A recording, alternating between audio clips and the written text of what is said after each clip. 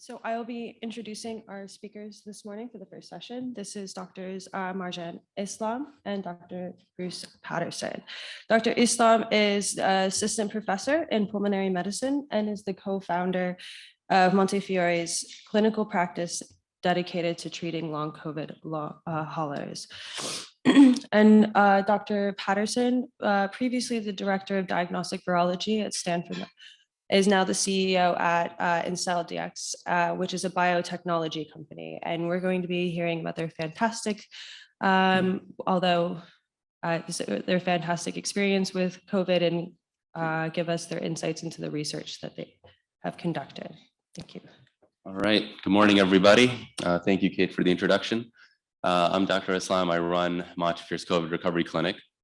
And my goal for today will be to discuss from a clinician's perspective, when a patient walks in who's recovering from COVID, what we see, how we evaluate them, how we think about, the symptoms that they're presenting to us with. And you look at our intro slide, you see that, I labeled it as after COVID-19 PASC, which stands for post-acute sequelae of the SARS-CoV-2 infection. And underneath you see that I've labeled it under the umbrella as long COVID and other subtypes. And I'll explain, what that means, because it's very important to understand that everything that happens after COVID-19 can be put in the umbrella term as PASC, but underneath that, there's so many different types of phenotypes that will be determined based on the patient's course with the infection. Next slide, please. I think, we all agree with acute COVID-19. It's there's less debate on what that is. It's the symptoms of COVID-19 that present up to 4 weeks since the onset of illness. And, typically they present with either a viral URI or it could progress to something more severe like a viral pneumonia and even ARDS. And also, we've seen acute COVID manifest as strokes or thromboembolic disease. Post-COVID, though, is a broad range of symptoms that could be physical or mental that develop during or rather after COVID-19.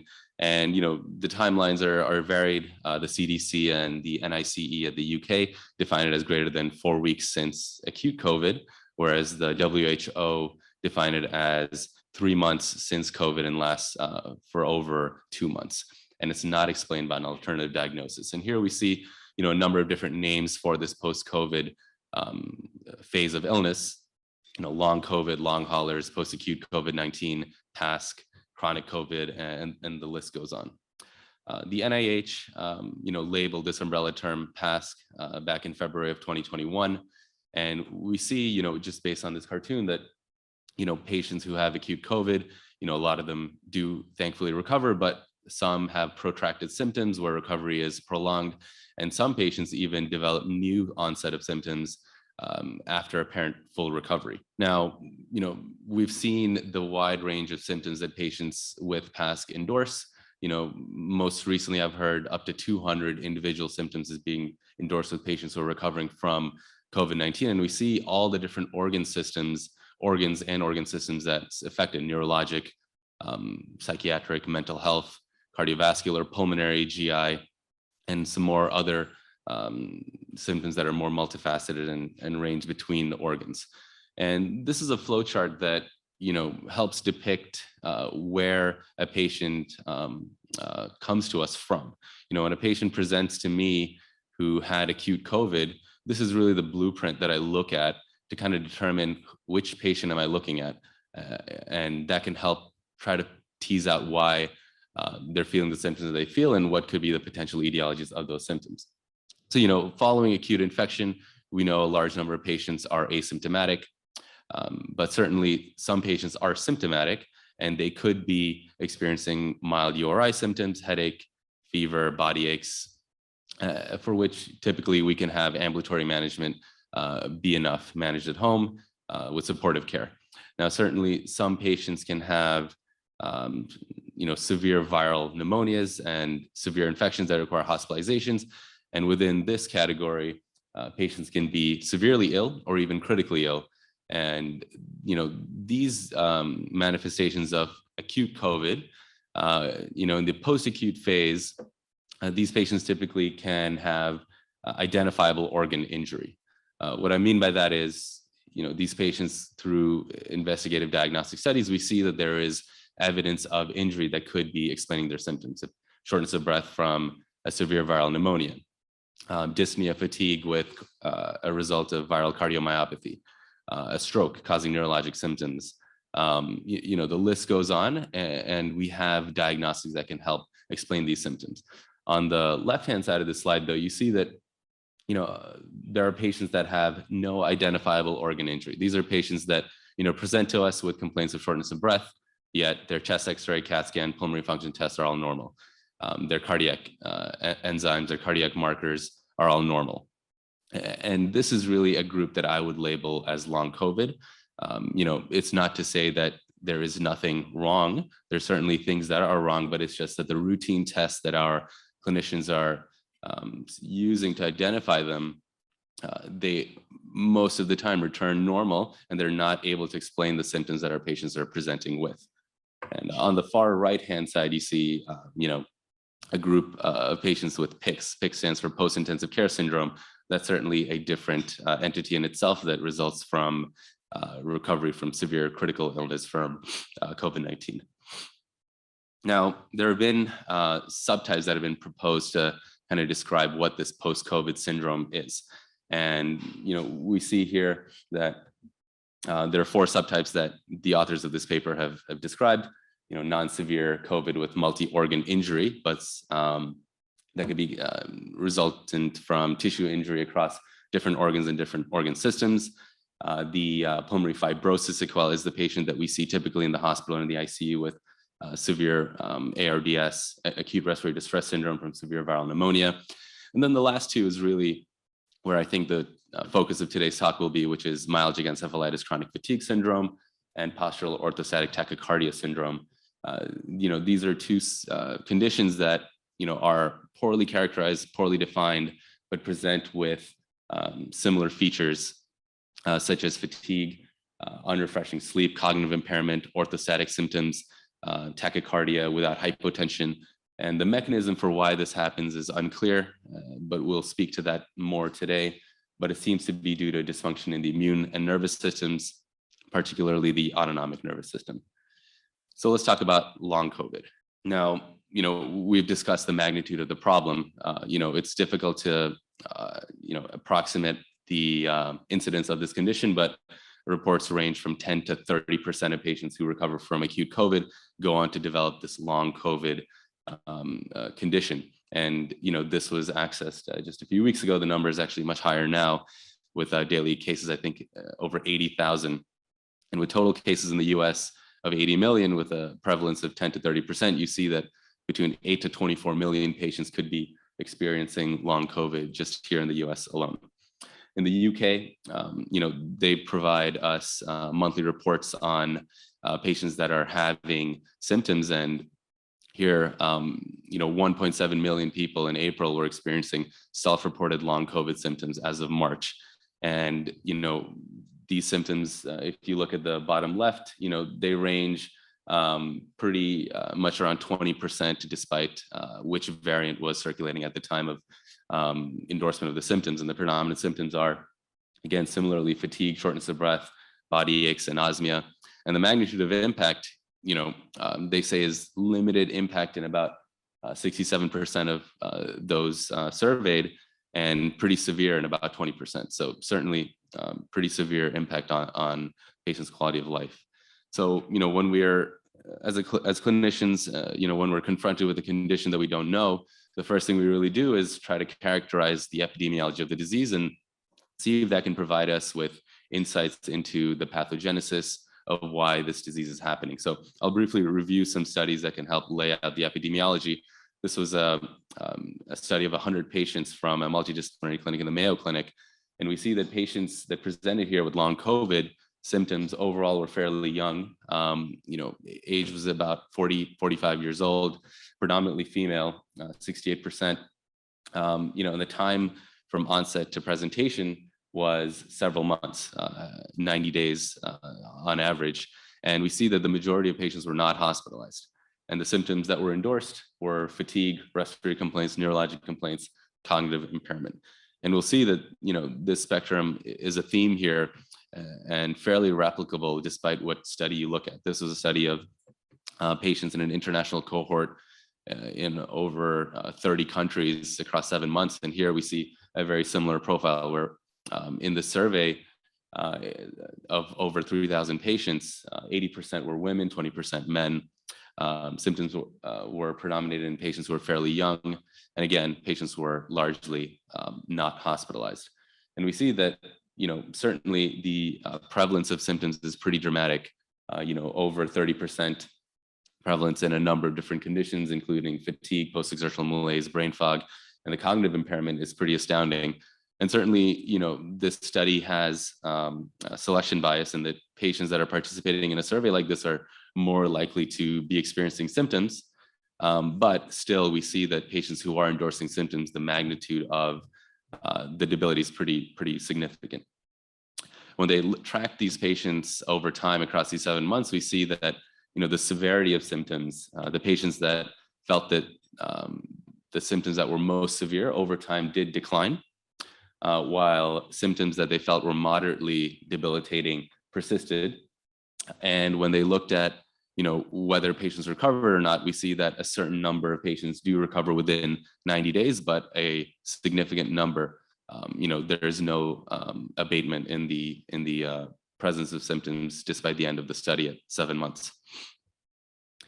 This study also tried to cluster symptoms on different trajectories of whether these symptoms are abating or whether they're persisting or even increasing. And, cluster 1 symptoms, the viral URI and GI symptoms seem to decrease over time, whereas symptoms that were cardiac, pulmonary, or neuropsychiatric seem to plateau, and symptoms that included, again, neuropsychiatric or dermatologic symptoms, they seem to increase over time. And you just see the list of symptoms that these patients endorse are pretty extensive. This was a study that looked at patients, again, to see how many patients, would recover over time. And this study used a 53 symptom validated tool. And here again, not to belabor the point, but the patients are, again, predominantly female, predominantly young, predominantly non-hospitalized.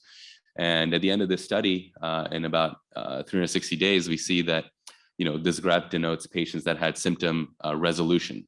So at the end of 1 year, about, less than 30% of patients had complete resolution of symptoms, with the predominantly patients continue to have symptoms despite the end of the 1 year mark. And when they tracked, again, clusters of symptoms, they found that, certain symptoms like cough and loss of taste or smell did decrease, whereas symptoms related to fatigue or paresthesia seem to increase or plateau over time. And on the right-hand side, we see that the impact of the patient's lives, the severity of impact takes a U-curve, meaning in the beginning,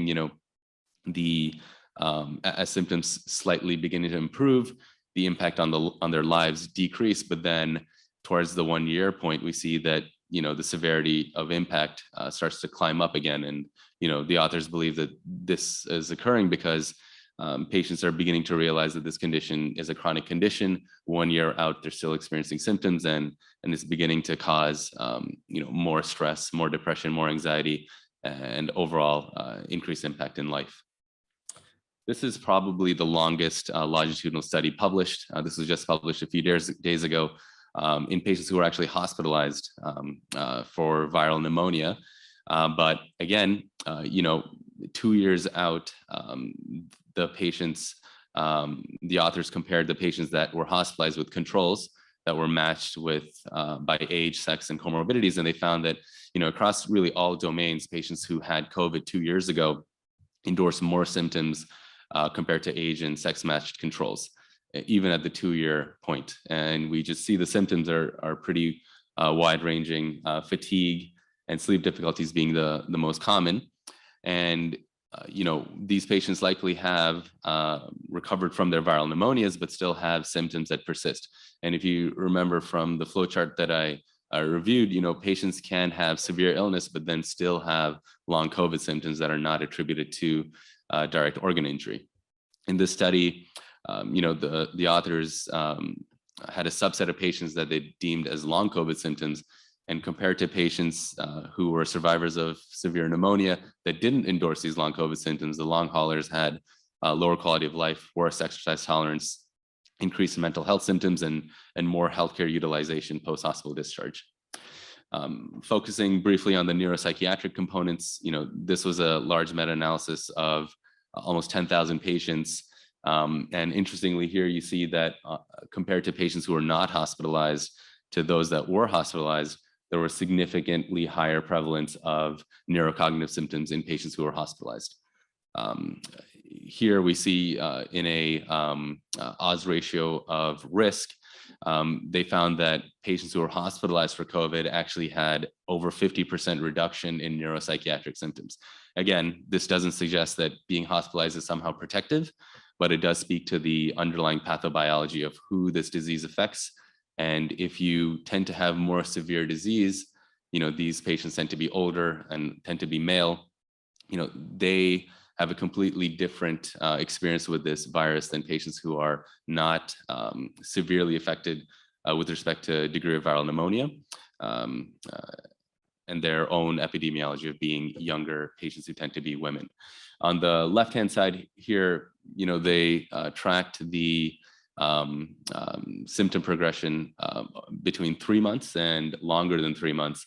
And interestingly here, you see that the severity of neurocognitive symptoms actually seem to increase at 6 months or more compared to at 3 months. So what does this suggest? This suggests that for some reason, the neurocognitive symptoms are worsening the longer out you are from the initial acute COVID-19 infection.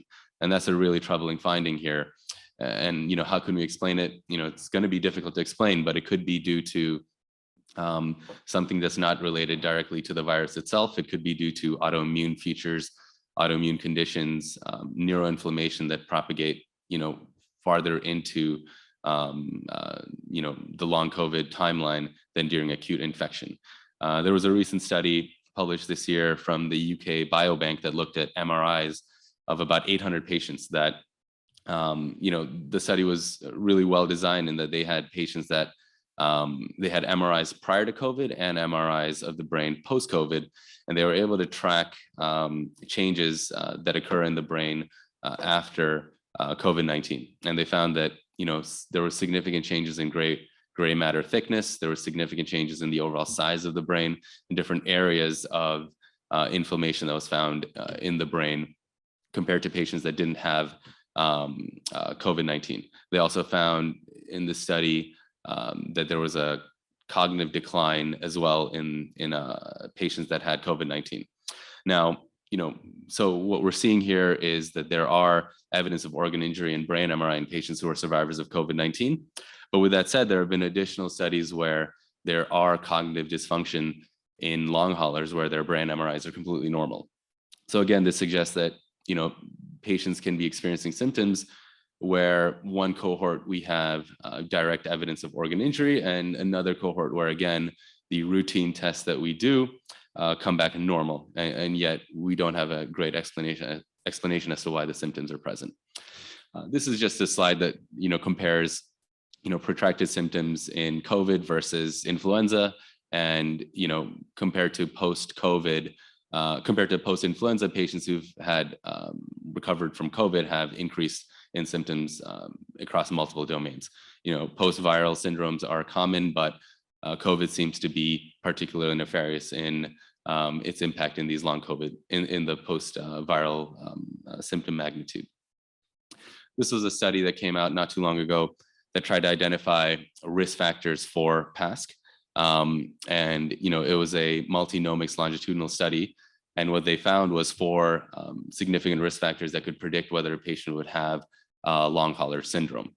And the 4 were evidence of viremia, meaning the higher viral load there was, that seems to increase the risk for long COVID, certain comorbidities, particularly diabetes, presence of autoantibodies that were subclinical in nature, and also reactivation of latent viruses, particularly EBV. Now, is this EBV causing a condition called ME/CFS, or is this long COVID where a latent virus reactivation is playing some role? That's going to be something that future studies will determine, but these were the 4 factors that they found. They also found that the presence of subclinical autoantibodies negatively correlated with presence of anti-SARS-CoV-2 antibodies. So what does that mean? Could that mean that, if your body is generating these autoantibodies, it's, a misdirected autoimmune response where autoantibodies are developing, yet the antibodies you need to clear the virus is not forming. So it's a dysregulated response to the virus from a patient's own immune system. Now, let's talk about a few studies with respect to POTS, postural orthostatic tachycardia syndrome. This is something that we've seen in patients with long COVID. Again, this is a multi-system disorder with a preponderance of young women that seem to be affected. Several mechanisms seem to be at play: hypovolemia, autonomic dysfunction, maybe autoimmunity. How do we diagnose this condition? It's where patients have symptoms of orthostatic intolerance with or without systemic symptoms. And we see that patients, when they are upright from a supine position, their heart rate goes up by about 30 beats per minute within 10 minutes of standing without associated hypotension. And this was a study where they looked at autonomic dysfunction in patients who were recovering from COVID. In about 27 patients with PASC with autonomic dysfunction, they found that 60% were female, predominantly young in the age of 30. 63 had abnormalities on autonomic function testing ranging from symptomatic orthostatic tachycardia to postural orthostatic tachycardia syndrome. And here we just see a graph of one patient where when moving from a supine position to standing up, in the green line, we see a sudden rise in heart rate. And in the red line, a slight drop in blood pressure.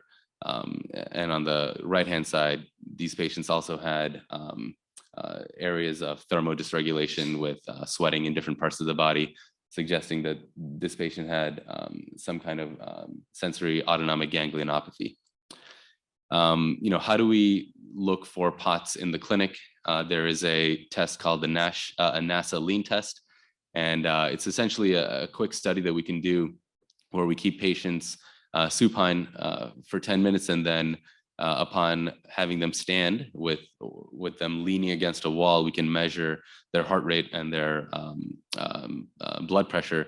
And essentially, this was a study where they did this in ME/CFS patients, and they found that patients who had prolonged ME/CFS, meaning symptoms that lasted greater than 10 years, they had a significantly higher heart rate with standing and an abnormally narrow pulse pressure. And a pulse pressure is just a measure that's the difference between your systolic and diastolic pressure, and a narrow pulse pressure suggests inadequate ventricular filling, return of venous blood flow to the heart, and low venous return pressures. And why is this important? These measures are determined by an intact autonomic nervous system. When we stand, the reason we don't get lightheaded is because our autonomic nervous system counteracts the effects of gravity by increasing our vascular tone, slightly increasing our heart rate. But in patients with dysautonomia, these symptoms seem to be much more exaggerated, suggesting that there is some kind of autonomic dysfunction. This was a study looking at CAT scans of patients who had recovered from COVID-19. And I just want to highlight the ambulatory patient here, where in 100 patients where they did expiratory CT scans, 25% of patients that were ambulatory managed, meaning they didn't have viral pneumonia, they did have air trapping. And air trapping on a CAT scan is demonstrated by, on the CAT scan, we see that there are areas of gray and areas of black. Areas of black is just regions where air is trapped during exhalation. And this is something that we see commonly in patients with COPD, asthma, bronchiectasis, different obstructive lung diseases. And what is notable here is in patients who didn't have viral pneumonia, a significant portion had air trapping compared to controls. And this was not something that was detected on routine spirometry, but was shown in pulmonary function testing. And why is this important? Well, this could be an indication that we do have some evidence of organ injury in these patients that are complaining of shortness of breath. And we know from other viral conditions that, they can affect the small airways, particularly in a condition called constrictive bronchiolitis, where the small airways thicken and hypertrophy, resulting in limitation in expiratory airflow, which could be, something that's causing patients with long haulers their sensation of dyspnea. This was a really interesting study that looked at, how am I doing, 5 minutes? So this was a really interesting study where they did invasive cardiopulmonary exercise testing, and 10 healthy patients that had PASC. None of these patients had pre-existing cardiopulmonary disease. All of them had very mild COVID-19, meaning they were all managed in the ambulatory setting. And essentially what they found, one other important note is these tests were done 11 months on average since acute COVID. What they found was there was a significant reduction in the peak exercise capacity in the PASC group. And they measured this by a measure called VO2 max, which is a metabolic measurement that approximates peak exercise capacity in patients. And this was determined due to impairment in systemic oxygen extraction. CPETs are done when a patient presents to us and we're not quite sure why they're limited in their exercise capacity, why they're fatigued, why are they feeling shortness of breath, and we use it to see if there's a primary cardiac limitation, primary pulmonary limitation, or is it due to something like deconditioning. In this group of patients that had PASC, they found that there was no cardiac limitation, no pulmonary limitation, and the limitation seemed to occur primarily due to a reduction in the body's ability to extract oxygen from a peripheral circulatory area. And the suspected pathogenesis here was due to microcirculatory dysfunction due to small fiber or autonomic neuropathy. Meaning, we have our nervous system that regulates vascular tone, ability for oxygen to be extracted, and the authors ruling out cardiac and pulmonary limitation felt that this could be due to disease in the small peripheral nerves that innervate the musculature. So what exactly is small fiber neuropathy? This is a condition that occurs in numerous different conditions, diabetes, autoimmune conditions, and the treatment really is based on what the underlying reason for the small fiber neuropathy is. This was a study looking at peripheral neuropathy in patients with long COVID. In 17 patients, all of whom had mild disease. Again, the epidemiology, younger patients who are women. And 10 of these patients were diagnosed with small fiber neuropathy by biopsy.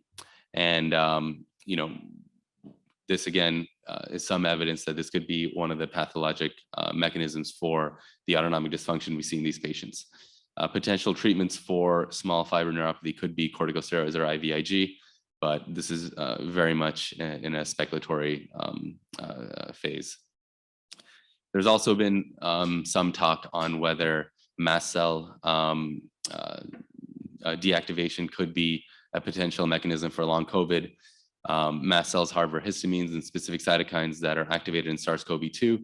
And there's been some studies looking at whether antihistamines, H2 blockers can attenuate the hyperinflammation that's seen in acute COVID and as well as in the post-acute phase.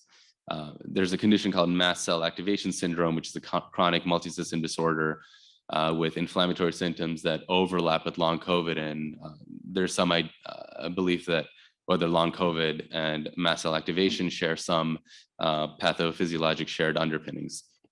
Mast cell activation syndrome, has a lot of different symptoms that overlap with long COVID. And this was just a study looking at patients that had COVID and compared them to patients that had mast cell activation syndrome, and compared to pre-COVID endorsement of these symptoms, following COVID, a cohort of about, I believe it was 30 patients or so, there was striking overlap between mast cell activation symptoms and patients with actual mast cell activation syndrome. This was a study where they looked at patients that had T cell abnormalities as well as a response to antihistamines. Again, it was just an observational cohort study where they compared patients that had long COVID and compared a group that received antihistamines compared to those that didn't. This wasn't a randomized control trial. It was just an observational cohort study. And they did find significant reductions in long COVID symptoms that took antihistamines compared to those that didn't. What can we make of it? Probably not a whole lot, but it is interesting and could speak to the pathogenesis. Again, we've mentioned ME/CFS as a potential post-viral condition that is what long COVID is, or a subvariant of what long COVID is. There have been numerous studies that suggest that there's some overlap in these two conditions. I'm running short on time, but ME/CFS is diagnosed by post-exertional malaise, orthostatic intolerance, unrelenting symptoms that are not improved following sleep, as well as cognitive impairment and orthostatic intolerance. A lot of these, as we've demonstrated, seem to mimic long COVID symptoms. So is long COVID simply ME/CFS that results following SARS-CoV-2 infection? When a patient presents to me, the differential diagnosis is quite wide. We look at a lot of different things that could be occurring. We try to identify potential comorbidities.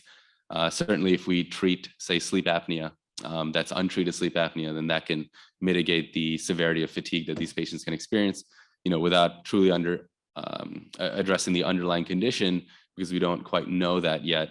We can mitigate some of the symptom severity by treating comorbidities. What is the pathophysiology? Is it persistent viral reservoirs for which antiviral therapies could be beneficial? Is it autoimmunity for which immunosuppressant medications could be beneficial? Is it mast cell activation for which antihistamines could be beneficial? Is it reactivation of latent viruses for which specific antiviral therapies are important?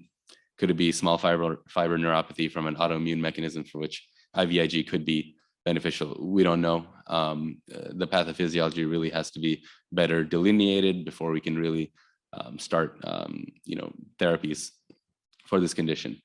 There is a clinician coalition in the US that manages ME/CFS, and really, most of the therapies that we do are behavioral modifications such as pacing, management for orthostatic intolerance with fluid loading, salt loading, and there are some medications you see here on the left-hand side that may mitigate some of the symptoms, but again, these are just mitigating symptoms rather than addressing the underlying pathophysiology of why these symptoms are occurring. I'll stop there, and thank you for your attention. And now we'll have Dr. Patterson with his talk. Thank you. It's really a pleasure to be here and talk about this very interesting and complicated topic.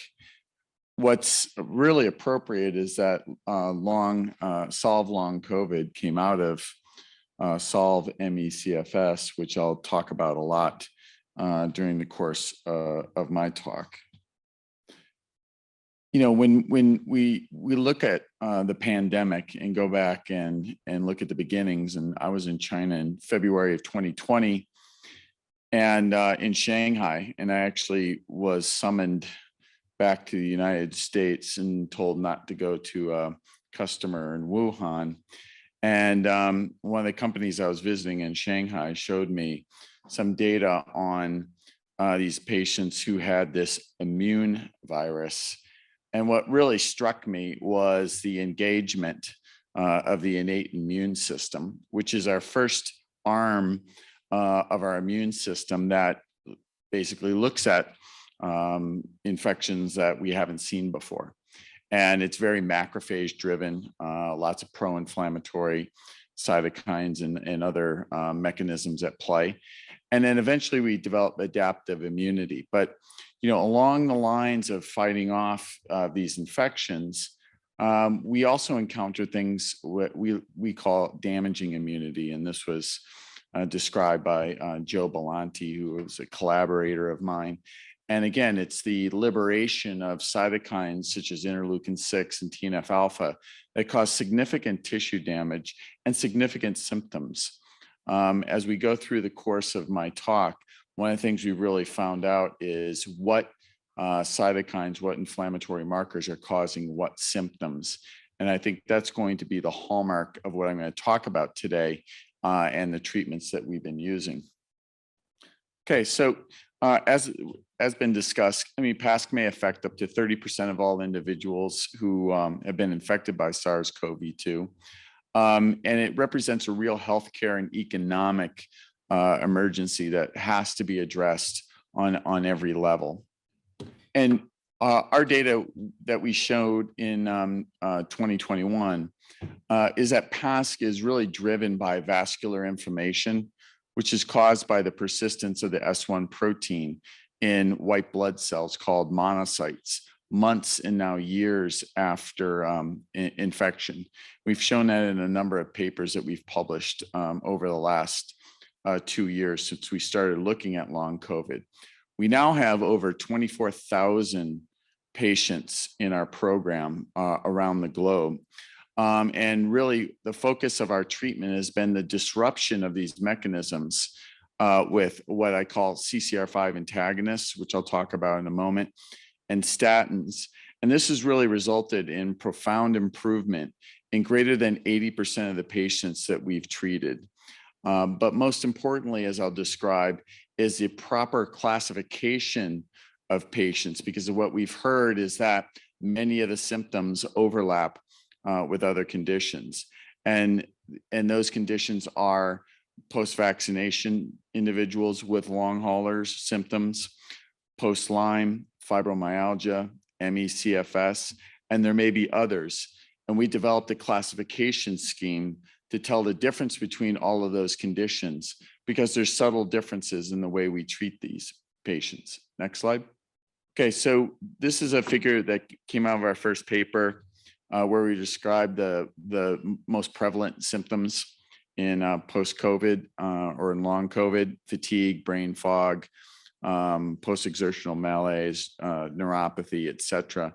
And in red, you see some of the major symptoms in ME/CFS, which overlap significantly with what we see in long COVID.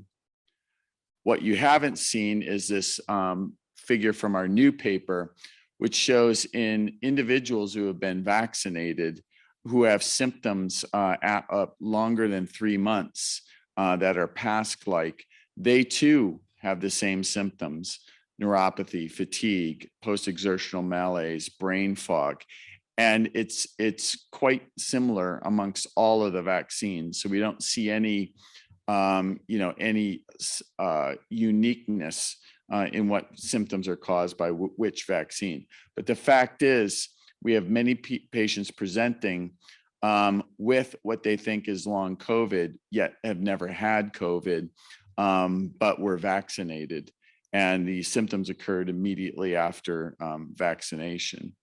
We think that prevalence is relatively low relative to the prevalence of long COVID and what we think is exacerbation of ME/CFS, which you see in this slide. It's quite extensive. And that's why we think this is a key healthcare and economic emergency throughout the world. Now, what did we learn during acute COVID? Well, we started doing clinical trials for acute COVID for a variety of different drugs, including CCR5 antagonists, in February of 2020. And what we found, which you see in panel B, is a profound decrease in the percent and absolute number of CD8 T cells. As you know, CD4 T cells and CD8 T cells combine to form the adaptive immune response against virally infected cells and tumors. And we found levels of CD8 T cells that were similar to the levels of CD4 T cells in HIV and AIDS. So there's a profound immunosuppression during acute COVID, which allows latent viral viruses such as the herpes family viruses, HSV, EBV, CMV, HHV6, varicella, and others, to become reactivated. So we saw the paper in the previous talk about what indicators suggest that you'll become a long hauler. My response to that paper is you just showed what symptoms are actually going to predict who is actually going to have an exacerbation of ME/CFS. Okay. That's why it's critical to nail down the classification of these different syndromes that are identical, because in pure PASC, you have to rule out any of these chronic herpes family viruses because of the immunosuppression associated with acute COVID. And that goes for Lyme as well. We're seeing reactivation or exacerbation of Borrelia, Bartonella, Babesia replication, which is exacerbating post-Lyme symptoms, which are fatigue, post-exertional malaise, brain fog, joint and muscle aches. So all the same symptoms that you see in long COVID. The other important aspect is you have to know where you are in the continuum of long COVID. We published this paper last year showing that you can still have viral replication even 3 months after initial infection. And 3 months happens to be the cutoff for long COVID. And so what we see is this evolution in long COVID where early on, maybe 3, 4, 5 months, vaccines, monoclonal antibodies, antivirals may be effective in that particular patient. But I'm telling you, at 8 months, 12 months, 15 months, now 24 months, there's no viral replication. There's persistent protein and there's fragmentation of the RNA, which we published in January, and which was actually confirmed in this article on the gut, I think in the last week or two, where they called it viral ghosts, which is persistence of protein and only fragmented RNA. Now, we developed a system after looking at over 150 different biomarkers in acute COVID that could identify who has long COVID and some of these other immunologic conditions using a variety of different algorithms. Now, we used AI and machine learning in these individuals that we found after various trials in acute COVID who were better. They got out of the hospital. They didn't die. But at 60 and 90 days, their immune systems were nowhere near normal. That's when we discovered in the summer of 2020 that these individuals who were having symptoms had something real. And I can't tell you, when we came out with this data, they were being gaslit by physicians saying, oh, you have PTSD after acute COVID. Nobody was believing them. And we came out with our first paper in Frontiers of Immunology and showed this very distinct immune profile in these individuals with symptoms at 90 days post-infection, that a profile that was very, very different than acute COVID. Now this kit has been launched in the United States, in Europe, in the UK, and we're about to have regulatory approval where it'll be the first diagnostic for long COVID. And as I'll show you, we've adapted the elements of this kit in a variety of different algorithms to encompass classifying ME/CFS, fibromyalgia, post-Lyme, et cetera. What was really interesting is we went to great extent to validate in many different ways this cytokine profile assay. The laboratories validated it technically so that they could launch it under CLIA and CAP regulations. We validated it biologically by looking at interrelationships in cytokines in all these chronic inflammatory diseases. For instance, you see these boxes around these dark squares. Well, IL-13 and IL-4 is that top red box. They're both type 2 inflammatory cytokines, and they should be associated. So the darker the color, the closer the association between these individual cytokines. And again, interferon gamma produces or drives interleukin 10 expression.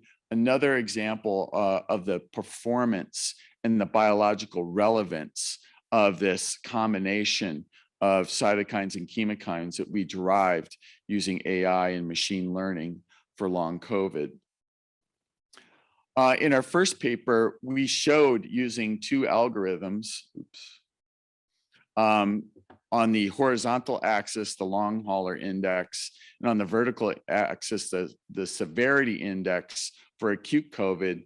And we showed in yellow that long haulers had a very distinct grouping relative to acute COVID, which would be to the left of the dashed line if I included those in here.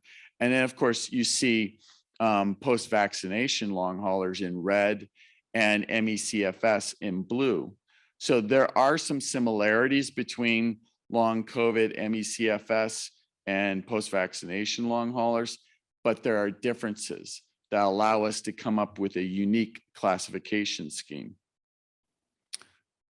So we put all this data from all these conditions in what's called a confusion matrix, which is basically a machine learning tool that is more or less related to the accuracy of our ability to define these conditions with those 14 cytokines and chemokines. The lighter the color, the better the accuracy. And of course, we have great accuracy in defining pure PASC. We also have great accuracy in acute and severe and mild to moderate acute COVID, and also in defining ME/CFS. Where there's confusion, at least from a statistical standpoint, is the definitions of Lyme and post-vaccination long haulers. And the reason being, which I'll show you in a moment, is that they share some commonality in terms of their cytokine expression that are very different from these other conditions. That's what's seen here in this cytokine nodal classification that we just submitted for publication. It's out in preprint. It's a very difficult graph to look at because it's so small, but it shows the beautiful separation of these conditions based on our classification scheme. So in purple, we have ME/CFS to the far right. In green, we have pure PASC or pure long COVID. In blue, we have post-vaccination long haulers. And in pink, we have Lyme. And in orange to the far left, we have acute COVID, all nicely separated by their cytokine profile. Now that's seen better in this schematic, which you have major cytokine hubs, and then each of the rectangles represents cytokine nodes. So for instance, with ME/CFS, it's defined by low CCL5, high TNF alpha, high interferon gamma. With PASC, which you see in green, it's defined by interleukin 2, interleukin 4, and interferon gamma. What's so satisfying about this schematic is we used a totally different algorithm and classification system. And for pure PASC, IL-2 and interferon gamma popped up again. And those are the numerator of our long hauler index, which we use to monitor treatment to show that patients are actually getting better on therapy. And then if you go further to the left, you see a cytokine node with IL-13. Well, IL-13, when we see that elevated, it can be either Lyme or post-vaccination long haulers. And of course, we can separate those two by history. But with the nodal system, we can also separate it because post-vaccination long haulers have higher elevations of interleukin 4 than Lyme patients do, okay? And then Lyme can also come off of the IL-8 node, which you see to the further left. What's really satisfying about this computer modeling, because the computer modeling has no information from prior literature, interleukin 8 expression is associated with Lyme arthritis, and IL-13 expression is associated with neurolyme, okay? It's amazing how AI can come about these answers that agree with publications that were written 10 or 20 years ago. Now, what's causing all this? Well, we published a paper in January in Frontiers in Immunology, where we found S1 protein in monocytes up to 15 months post-infection. As you can see in the blue square, there's actually non-classical monocytes carrying the S1 protein. And in red, in the box, you can see there's actually intermediate monocytes carrying the S1 protein in long COVID. And if you look at that, it's statistically significant compared to healthy controls, of course, and patients with severe acute COVID, both in the intermediate monocytes, which is in the middle graph, and in the non-classical monocytes on the far right. We sorted those cells. So we isolated those cells from long haulers. We broke open the cells, we took the proteins, and we ran them with a highly specific assay called mass spectrometry. And you see in the blue lines, a single spike, which represents the S1 protein in these cells, which we confirmed with mass spec. We also isolated the RNA from these cells in long COVID at between 8 and 15 months, and found by whole genome sequencing that the RNA was fragmented. And in some cases, less than 50% of the viral genome was represented in these cells, meaning there's no replication competent virus. Okay, that's something that's been discussed ad nauseum in the literature. What's fascinating is that in post-vaccination individuals with long hauler symptoms, they too have the S1 protein in the same cells in their periphery. What's different is we also found S2 protein, excuse me, and some mutations in S1, which we don't know what the significance of those are quite yet.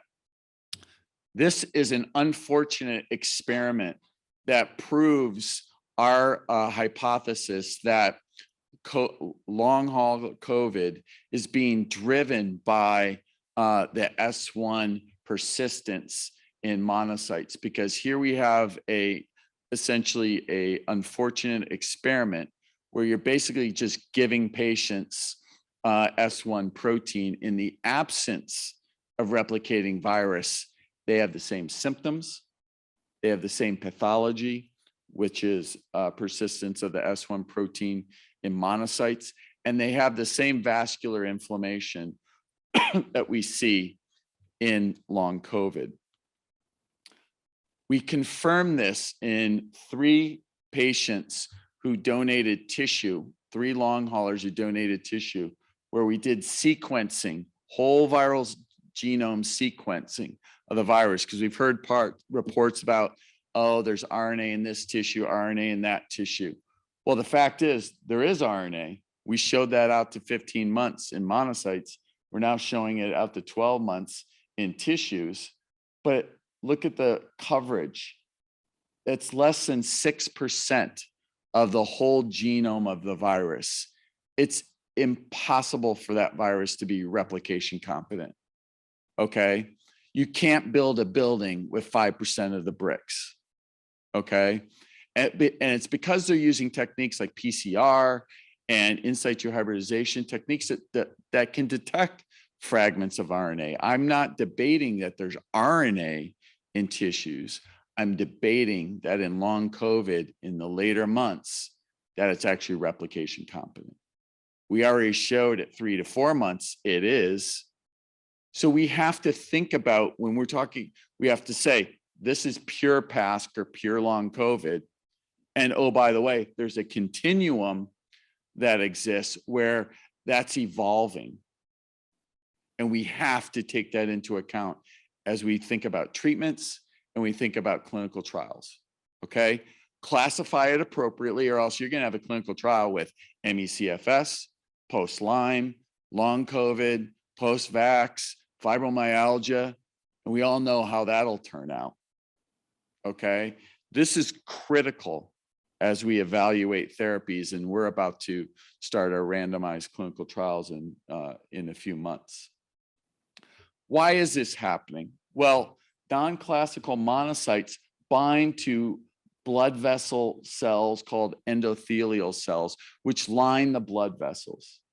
And they bind through this protein called fractalkine. And that causes inflammation of the blood vessels. Well, what does that do? That produces type 1 cytokines. interleukin-2, interferon gamma. So a paper from 2004, interleukin-2, interferon gamma are the numerator of the long hauler index. Okay, RAI was unaware of a paper from 2004 about what vascular inflammation causes. Okay, here's another example. Monocytes bind to the vascular endothelium through fractalkine. What does that cause? It causes angiogenesis by producing VEGF. VEGF is a marker that we see across the board in long COVID, post-Lyme, ME/CFS. What does it do? Well, it actually makes blood vessels grow, but most importantly, it causes peripheral neuropathy, okay? And as I'll show you in our clinical trial, when we decreased VEGF, neuropathy went away, dysautonomia went away, okay? What else does this binding do? It causes vasodilatation. Vasodilatation causes this head fullness.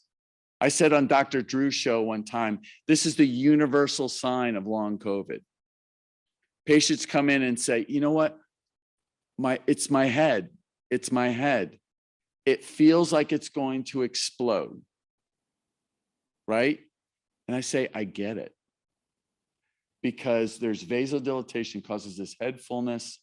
Vasodilatation causes headaches, migraines, brain fog, tinnitus, okay? You know what else vasodilatation does? Causes cold and hot heat insensitivity, which almost every long COVID patient has, okay? So, and you know what else it does? Vasodilatation drops your blood pressure. And what does your body do in response to low blood pressure? Increases your heart rate. There's your POTS. I'm telling you, when you relieve the inflammation in this mechanism, all that stuff goes away. But I want to get to treatment in my last few minutes. We included soluble CD40 ligand in our panel 2 years ago because it's the first sign of a potential clotting cascade. And so we were well aware that clotting and the so-called microclots is a possibility. And we know that when we bring down soluble CD40 ligand with statins, we remove the possibility of clots. We must remove the cause.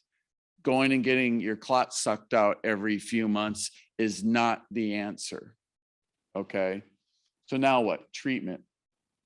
We used our criteria to define pure PASC. We did a trial with 20 patients of pure PASC where we gave them Maraviroc, a CCR5 antagonist, which keeps these inflammatory cells from migrating all over the body, and statins, which keeps them from binding to the blood vessels, okay? You know what we found? We used 5 symptom scores used in clinical trials and recommended by the FDA. This is cardiac function. We saw a statistically significant difference after 6 to 12 weeks in therapy. And our statisticians related that to biomarkers so that we had a correlate. We knew if we brought these markers down, we'd have an improvement in symptoms. Rankin, which is neurologic disability, statistically significant decrease after 6 to 12 weeks, related to soluble CD40 ligand and VEGF, which were statistically significant. Compass 31, dysautonomia score, highly significant decrease after 6 to 12 months of therapy. It's related to decreased soluble CD40 ligand, VEGF, GM-CSF, okay? Dyspnea or shortness of breath, statistically significant improvement over 6 to 12 weeks related to those cytokines on the right. Most importantly, fatigue across the board in all of these conditions, ME/CFS, post-Lyme, long COVID, the fatigue score went down statistically significantly. And look at the p-values on IL-2 and TNF alpha and the correlations. We know if somebody has elevated TNF alpha and IL-2, which they do because IL-2 is part of the long hauler index, we bring those down, we're going to get improvements in fatigue. So what we've been able to do is relate symptoms to cytokines and then use drugs to target the appropriate cytokines. That's cytokine hub directed therapeutics, which has been proposed for autoimmune diseases as well. With that, I'd like to thank my group. We have worked tirelessly for 2 years now. Like I said, we have 24,000 patients. We have 8,000 patients that we've treated with these 2 drugs, which are already approved. And we'll be taking these through a phase 4 or an EUA clinical trial in the coming months to see if we can get the first approval on a long hauler drug combination. And we are 1 or 2 weeks away, May 26th, of having the first regulatory approved diagnostic test for long COVID to help us monitor response to therapy. And with that, I appreciate your time and thank you. Before we get to the questions from the audience, I just would like to ask a couple of questions myself. So one of the first things that you mentioned, Dr. Islam, I noticed is that really long COVID is a syndrome that is diagnosed by elimination so far. And this sounds familiar in the ME world as well. And I wondered if you could talk about perhaps how we could use our knowledge of ME and the diagnosis for the field of long COVID. Well, you're right in that it has thus far been, a diagnosis of exclusion. Certainly, with COVID, there's an antecedent viral infection. So that seems to be pretty important for ME/CFS in that there has to be a time where you can clearly delineate, I was fine until that time. And then there was an event that following I had development of symptoms. With respect to elimination of comorbidities,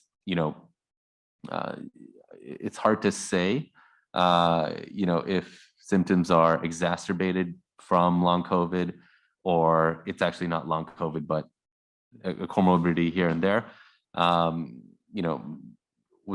approach has been really to look at symptoms and identify specific organs that the dysfunction in these organs could manifest in those symptoms and eliminate, any abnormality in those organs. Once those are eliminated, and we can't identify a specific reason as to why a patient's having symptoms, we presumptively label them as having long COVID. But like you said, there's no diagnostic studies that we have on our routine labs that can help confirm that. But, Dr. Patterson's suggesting that there are certain chemokines and cytokines that may delineate a specific profile. So I'm very curious to see, you said May 26th. Well, no, they're offered at 2 major reference laboratories in the United States. You can order them right now.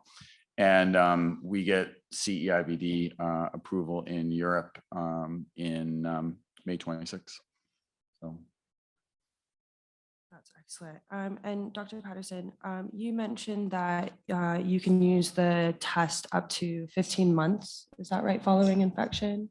Or is there a timeline in which it works best to be able to distinguish and identify these long haulers? We use it throughout the course, from 3 months on, because clearly the immune system's evolving and it's changed over to a more long hauler immune system at 3 months. But as I mentioned, could still be viral replication. How do we know that? Interleukin 6, because we don't see interleukin 6 in long COVID.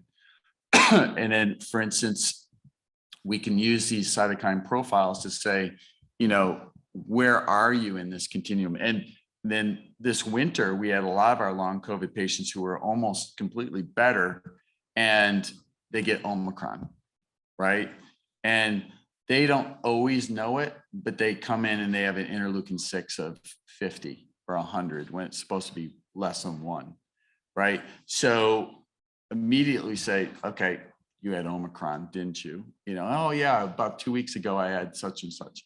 So that's what we have to deal with. And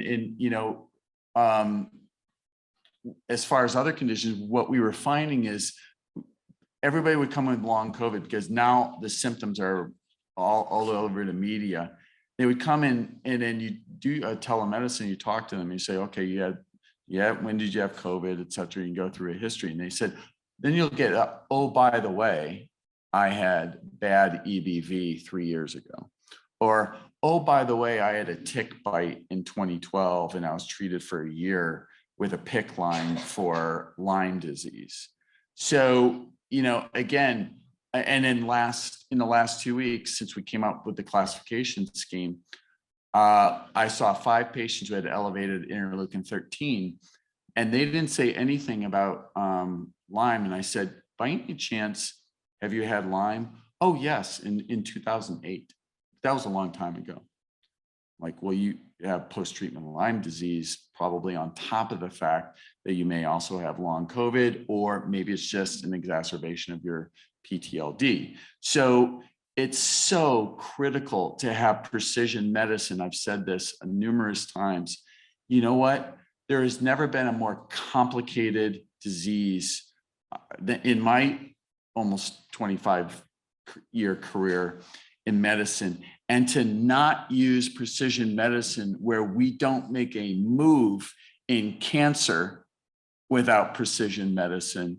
Why should we think otherwise in COVID and long COVID, and use ridiculous markers like CRP and SED rate and D-dimer, which are 3 of the most inaccurate tests in my clinical pathology career I've ever seen, and not look at what is really going on. So people were surprised when we identified cytokines in these abnormalities. Now everyone's talking about cytokines and abnormalities in long COVID. I even talked to the head of the NIH who said 2 years ago, oh, there's no cytokine involvement in these patients who have symptoms long after COVID. I said, excuse me, Dr. So-and-so, here's our paper. There is indeed a cytokine profile. They just don't happen to be common cytokines. So you're not going to be able to order RANTES or CCL5, in your hospital lab. So that's why we made a kit. We got it out to reference labs in the United States, and we got it out to reference labs in Europe. And now, it's got all the appropriate approvals. Thank you for that. I appreciate that. I will now be asking questions from the audience. If Dr. Islam, you could comment on, you had talked about there is differences with long COVID that we're seeing in terms of gender and in terms of age. Would you have any thing to say about any differences in terms of geography or prior health conditions? Well, I would say that prior health conditions is, been pretty normal. Most of these patients have been fairly healthy prior to their experience with long COVID. Now, certainly whether a history of prior EBV or Lyme, these are not usually typically reported in the studies the epidemiologic studies that have reported on long COVID. The patients tend to be, younger, female. Obesity is a risk factor for everything acute and post-COVID. So whether those are having some kind of interplay, we know that, women, their biology is different. There's increased autoimmune conditions that occur in women, whether it's Sjogren's, lupus, rheumatoid arthritis. So the epidemiology of women being affected more with long COVID could suggest there's an autoimmune feature here, or whether the biology CD4, CD8 is different based on the gender differences in our immune system. That could be at play as well. With respect to geography, I don't think so. I don't think there is a geographic difference that I've seen reported. It's been pretty similar no matter what institutions reporting I've seen. Another factor, though, is during the menstrual cycle, women with long COVID tend to get worse. So, in many cases, if it's okay with them and their primary care physicians, they go on oral contraceptives, it smooths out their long COVID throughout the month, and they tend to improve. So that's something to really take into consideration is the exacerbation during the menstrual cycle. That's incredibly interesting. Thank you. This is a question specifically for you, Dr. Patterson. It's actually going to be a two-part question. Someone said that they missed the two therapeutic agents that you had mentioned, and if you could please repeat them. One is Maraviroc or Celzentry. It's a CCR5 antagonist, and it blocks the CCR5 receptor on immune cells. And that was the receptor by which HIV gained entry into T cells. So people mistakenly think that it's an antiviral because it's used in HIV, but it's an entry blocker, okay? The other misconception is that it's an immunosuppressant. It is not. It is an immune modulator, which we showed in our first study actually increased CD8 count. It relieved T cell exhaustion, and it increased the expression of granzyme A, which are the magic bullets in CD8 T cells, which kill virally infected cells and tumor cells. So it is a great immune modulator and enhancer. And it's not an antiviral. But the fact is CCL5, CCR5 is one of the major pathways in moving immune cells to areas of inflammation. And there are times that we don't want that to happen. And the other thing that mobilizes these cells carrying S1 is exercise. So while during our 6 to 12 week treatment course, we say you can walk, stay under 5,000 steps, but do not do resistance exercise, physical therapy. All these other groups are trying to like beat it out of you, and nothing could be worse. And also stress. There's a paper in one of our latest papers that shows that stress mobilizes non-classical and intermediate monocytes. So it's critical to do whatever we can to keep these heavily inflammatory cells from mobilizing around the body, and they go through the blood-brain barrier. So you know what? That's instrumental. That's what Maraviroc does. We can use any statin. We like pravastatin because it's got the least number of side effects. And the last thing we want to do is give somebody with a lot of symptoms, more symptoms. If they can't take statins, we substitute fenofibrate. And we're actually working with a company that had a statin substitute in Michigan. And we may do a clinical study using that drug with Maraviroc. Excellent. And now here's a question about people with pre-existing ME and whether you have seen them have a worsening of the symptoms or experiencing new symptoms with long COVID. Well, we don't even know that they have long COVID. Right. You know, like I said, because they're so immunosuppressed during acute COVID, it's absolutely a possibility, or if any, maybe even a probability that they're going to get reactivation of herpes or EBV or what have you. And our goal there is let's treat the source. So we'll treat the bug, you know, with Valtrex, for instance, with Maraviroc and pravastatin. So we treat the bug and we treat the immune system at the same time in the MEs. And that's been very, very effective. And we're also developing a new test, it should be launched in a month or two, to do for EBV reactivation on a molecular basis. The serology is terrible. IgM for, you know, to say something is active with chronic infections is absolutely terrible. So we, when I was at Stanford, I developed an assay that did RNA to DNA ratios. EBV and the chronic herpes viruses are all DNA viruses. So you use that as the denominator, and then you look at RNA copies as the numerator, and you can actually see where there's molecular reactivation. And I think that is absolutely critical as we go forward with now a renewed acknowledgement of ME/CFS, and also long COVID, and trying to separate those as we devise treatment strategies in clinical trials. Thank you very much. That is it for our session. I want to thank both Drs. Islam and Dr. Patterson very much for their time and for their presentation today, and I look forward to talking to them later. So thank you very much. Thank you.